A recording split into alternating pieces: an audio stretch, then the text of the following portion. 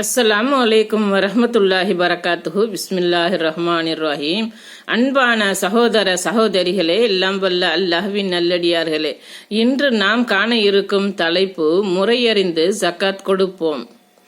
மேலும் அல்லாஹ்வின் பாதையில் போரிடக்கூடியவர்கள் செல்வந்தர்களாக இருந்தாலும் அவர்களுக்கு ஜக்காத்திலிருந்து வழங்குவது கூடும். அல் குர்ஆன் அத்தியாயம் 9 வசனம் 60 ஜக்காத்தை அல்லாஹ்வுடைய பாதையில் செலவிட வேண்டும் என்று வந்துள்ளது.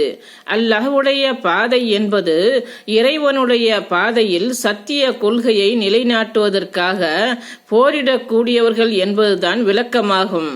சிலர் அத்தியாயம் 9 வசனம் 60 கூறப்பட்டுள்ள அல்லாஹ்வுடைய பாதை எது என்பதை சரியாக விளங்காமல் அனைத்து நல்ல காரியங்களுக்கு செலவிடுவதும் அல்லாஹ்வுடைய பாதைதான்.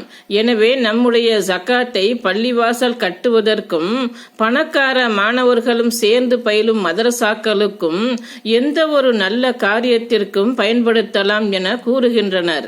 இது அறியாமையாகும். அத்தியாயம் 9 வசனம் 60 அல்லாஹ் 8 வகையினரை குறிப்பிடுகிறான்.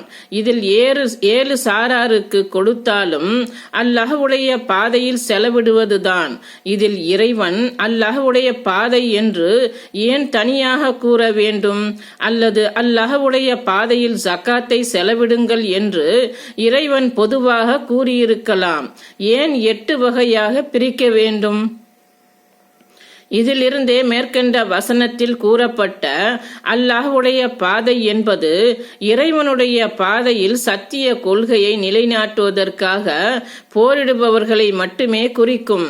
அதைத்தான் மேற்கண்ட நபிமொழியும் தெளிவுபடுத்துகிறது.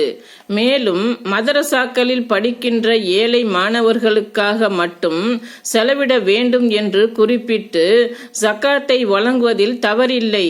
ஏழை ஒருவர் தனக்கு ஜக்காத்தில் இருந்து வழங்கப்பட்ட பொருளை செல்வந்தருக்கு அன்பளிப்பாக வழங்கினால் அந்த செல்வந்தர் அதனை பெற்றுக்கொள்ளலாம்.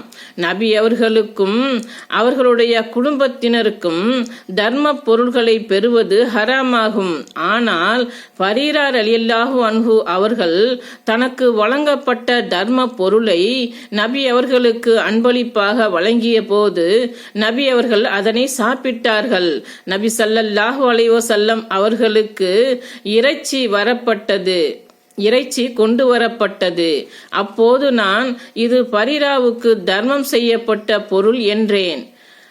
அதற்கு நபி ஸல்லல்லாஹு அலைஹி வஸல்லம் அவர்கள் இது பரீராவுக்கு தர்மமாகும், நமக்கு அன்பளிப்பாகும் என்றார்கள். இதை அறிவிப்பவர் அன்னை ஆயிஷா ரலியல்லாஹு அன்ஹு. நூல் புகாரி 1493. அஸ்ஸலாமு அலைக்கும் வரஹ்மத்துல்லாஹி வரகாத்துஹு.